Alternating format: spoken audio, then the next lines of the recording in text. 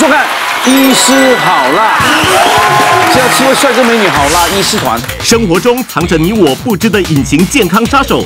当你出现这些症状，千万别轻忽，当心是恐怖疾病找上门。就来听听今天的好辣医师团怎么说吧。今天也邀请到3位艺人跟我们一起来讨论哦。其实有些疾病潜藏在身上，你毫无征兆，等到身体受不了了爆发了，后悔都来不及。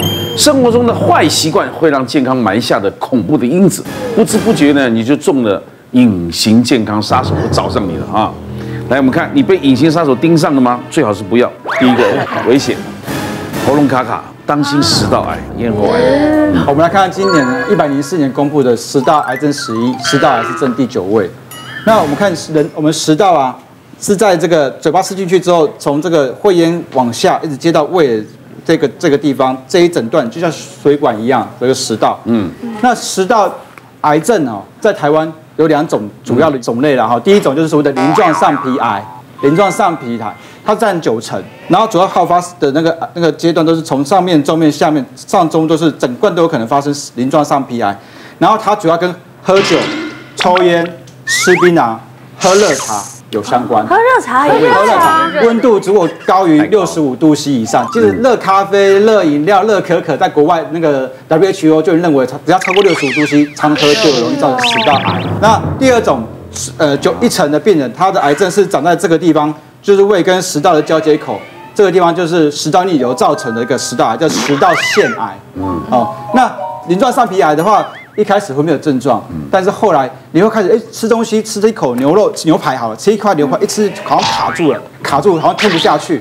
然后也许你就说啊，也许是牛肉太大块，但是这些病人慢慢会觉得连喝水都有点困难，然后甚至会觉得喝一点水就积在这边不舒服。这样的病人，所以食道癌早期很难发现，通常发现就像刚卡住的时候都已经是中晚期了。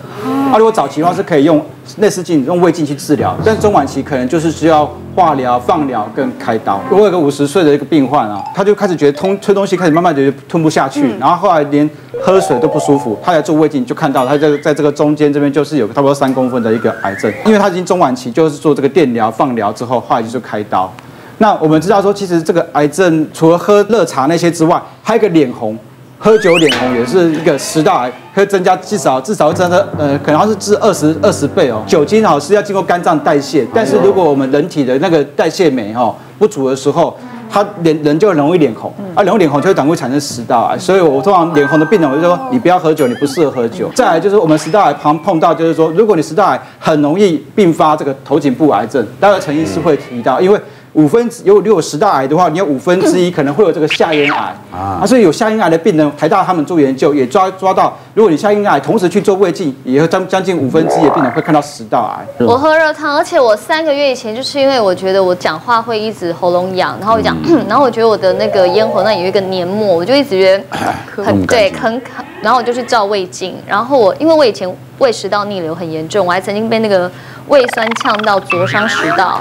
然后连喝水都不行，整个就是灼热感很严重。所以我们碰到说胃食道逆流，如果症状长达5年，男孩子太胖的话，容易产生胃食道逆流引起的食道癌前病变，就是巴瑞特食道，甚至容易产生食道癌。你瘦啊，所以要特别小心。但是我去照我的胃食道那个逆流，已经好像还有分什么 A、B、C， 分4级。对，我是在 B 还是 C？ 你是 B 的话，要吃4个月；C 的话，对，我有吃那个可是我吃不完，因为而且我又吃不完。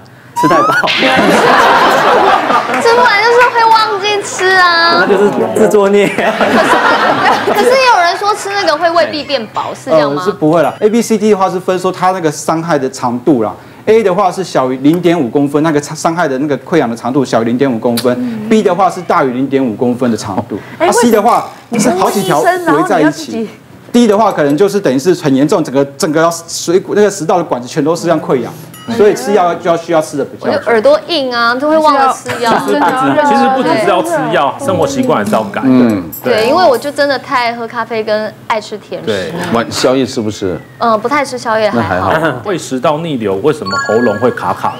我想到食道跟喉咙其实有差别，主要是我们食道呢有一个下括约肌，下括约肌如果这个胃食道逆流的话，就是这个消括约肌可能有点出问题，所以它可能会胃酸一直逆流到食道下段的食道。可是如果你连上段的食道上括约肌都有问题的话，它就胃酸就有可能会长驱直入跑到你的喉咙。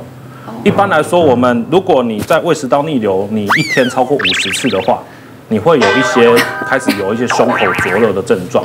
一天超过50次，可是50次很多对，可是如果你胃酸，如果你让呛上来喉咙，1个礼拜只要3次的话，你就会觉得喉咙卡卡的，然后会沙哑、不舒服。你喉咙卡卡的，其实是在跟你说，你可能有一些比较早期的胃酸倒流的现象，开始跟你说你要改善你的生活习惯，然后要吃点胃药，不要喝咖啡，对啊，不要喝咖啡真的太难了，不要吃甜食，不要在一起。喝咖啡要喝的话就喝黑的啦，我们就建议病人喝黑的，不要加拿铁或者是摩卡，就比较不会。会啊，其实那个咖啡跟胃食道逆流的那个一直有人在吵啦。其实咖啡到底会不会引起胃食道逆流？最近的研究是说不会啦，但是以前人都说会啦。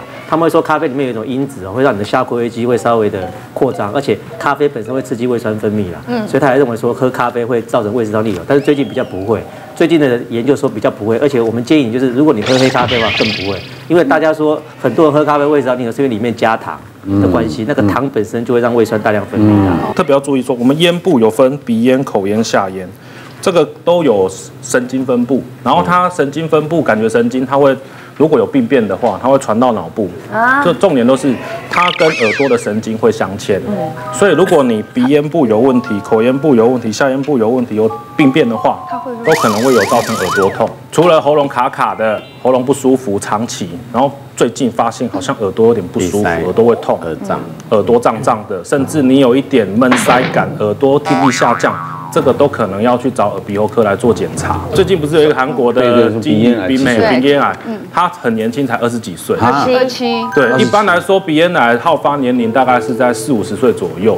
不过我在医院遇过最年轻是在国中升高中。那特别的、特殊的吗？对，可因为它跟遗传有很大的关系。然后再来就是跟吃食物，像腌制的咸鱼啊。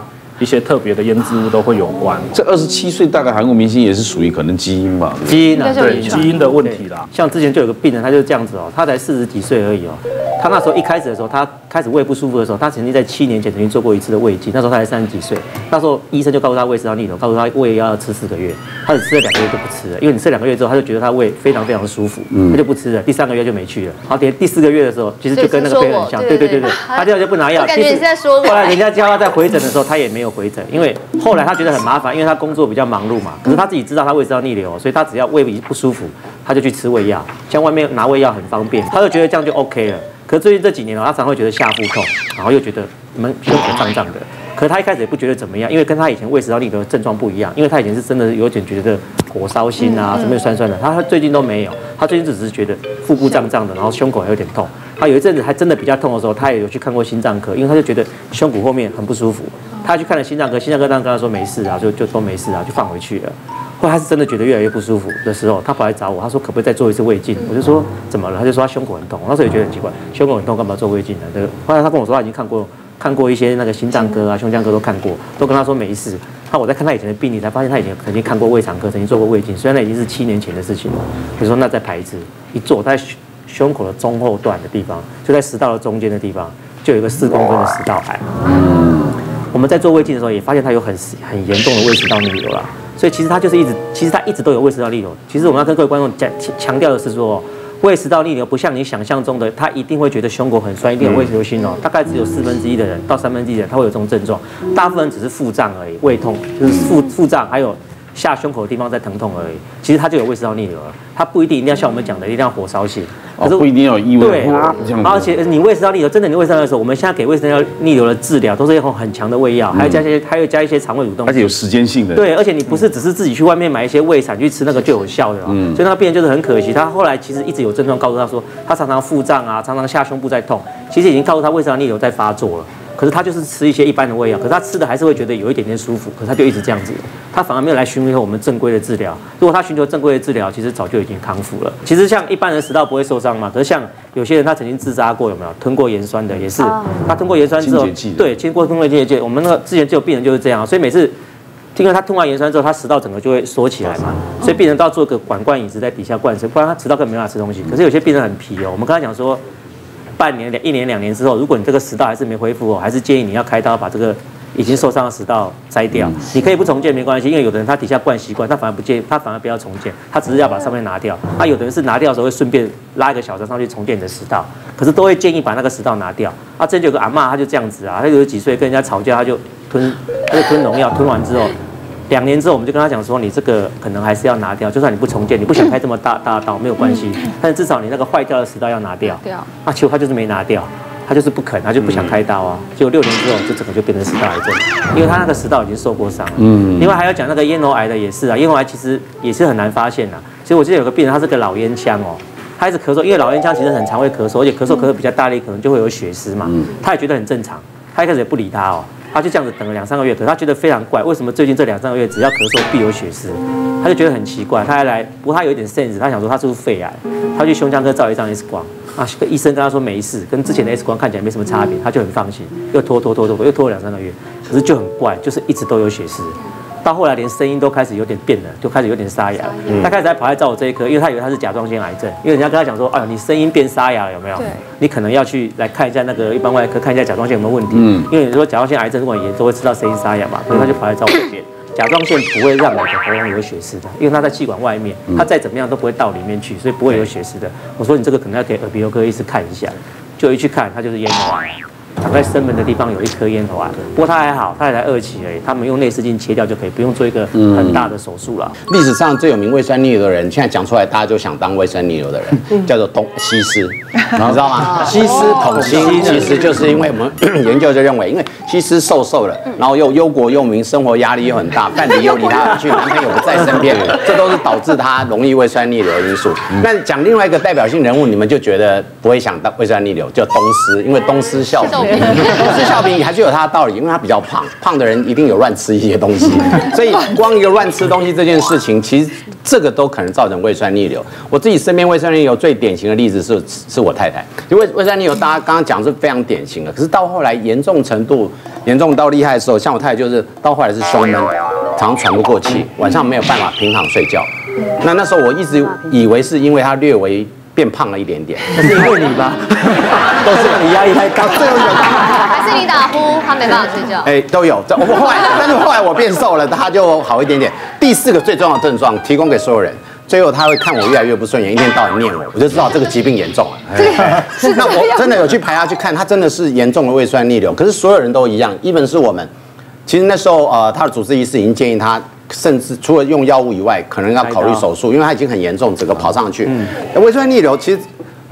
女孩子尤其生过小孩比较特别，一般人胃酸逆流就刚刚讲那个食道跟胃交界的地方锁不太紧，可是怀孕生过的人比较特别，因为横膈膜可能被撑松了，所以它其实是很可能甚至整个膨出跑到上面去。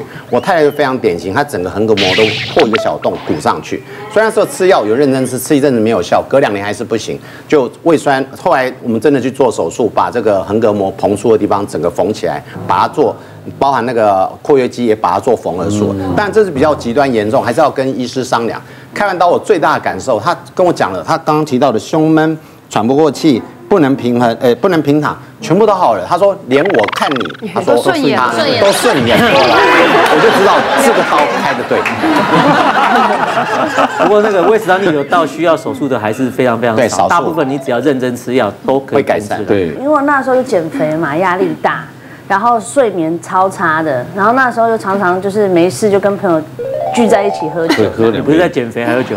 就都有啊，因为那时候不得已嘛。然后减肥他不吃东西就喝酒就好。然后后来到最后是喝酒还不得已。我不知道什么叫胃食道逆流，但是我突然觉得严重的是，我突然胃就整个就是这边就突然抽筋了，然后痛到后来去看医生，他就说我胃穿孔。然后我胃穿孔完之后，医生就说你那个还有胃食道逆流。我真的就是半年真的没办法躺着睡，因为只要躺着睡，只要打个嗝，或者打个喷嚏，那个就喷出来了。哇，然后那时候大家说你是不是烟酒嗓？那时候酒也不喝了，那你烟酒嗓？我说不是烟酒嗓，是真的那个把那个声带烧掉了。对，小罗这个我特别补充一点，在我们孕妇有一个比较特别，其实因为这样胃酸逆流严重的时候，尤其我们孕妇有一个孕吐又胃酸逆流又突然的急速的用力吐的时候，其实有时候食道会裂伤，所以我们有一个特别症候群叫巴瑞氏症候群。其实常常就是孕妇有时候恶心吐，大家就已经习惯，因为大家都这样吐。可是，一旦吐到咳血的时候，她会很害怕。那如果今天节目一听完，她就觉得哇，一咳血完蛋了，食道癌、咽喉癌都来了。其实如果是孕妇的话，多数是短暂的食道裂伤。那因为孕妇有一个尴尬的地方，像肠胃科大医师都不太愿意帮孕妇做肠胃胃镜，古装以前的剧一吐血大概就剩没几天了。梁山伯祝英台，那是对捞啦。那以前是比较感剧，你讲的是喜剧嘛？其实我遇到病人是一个40几岁中年女性，她就说她肩颈很痛，然后发现啊，来骨科门诊肩颈很痛的人很多。她说，而且我这痛了会往前到前面来，让我喉咙就是怎么吞怎么卡卡的。那其实听完之后，我就会觉得啊，帮你照照 X 光啊，也许真的肩颈酸痛，我帮你排复健啊什么的啊。那我们就来观察看看。对，但是每次他回诊，他就一直说，他就一直强调他吞东西很困难，他就觉得卡卡。我还帮他检查有没有甲状腺，因为我只会想他的甲状腺问题。有的女生甲状腺肥大，她会压到食道，她会觉得她吞咽会有点不太舒服这样子。我就说你要不要去看个一般外科，或者是你去吞咽困难，你去检查个耳鼻喉科。他就坚持没有。